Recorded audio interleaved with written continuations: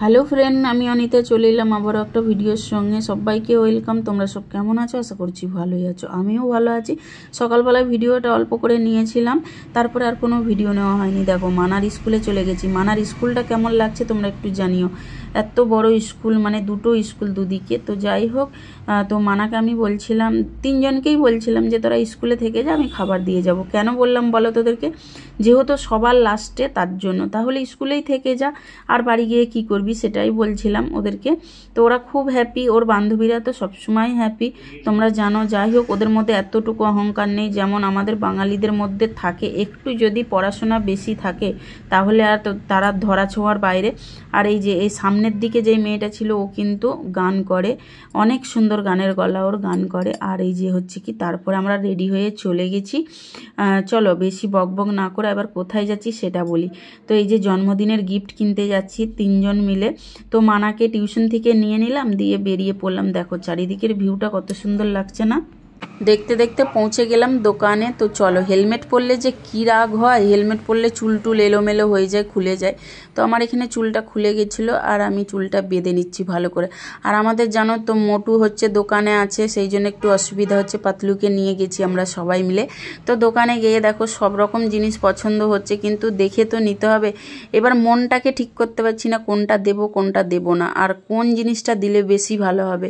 তো এইরকম দেখতে দেখতে অনেক জিনিসই ট্রাই করে দেখলাম। বাচ্চা ছেলে তো, একবার গাড়ি অনেক কিছুই দেখলাম। ফাইনালি একটা জিনিস নিলাম তিনজনের পছন্দেই। তো নিয়ে ঝটপট করে বাড়ি চলে এলাম, লেট হয়ে যাচ্ছে বলে। তো মানা রেডি হয়ে নিয়েছে, মানা আমাকে একটুখানি রেডি করে দিচ্ছিল এই যে।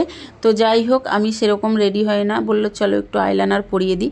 আমার জাস্ট একটুখানি লিপ বাম হলেই হয়ে যায়, আর চুলটা বেঁধে নিলে, আর সিঁদুরটা। কারণ অত কিছু সাজতে ভালো লাগে না। শাড়ি পরবো ভাবছিলাম, তো পরলাম না।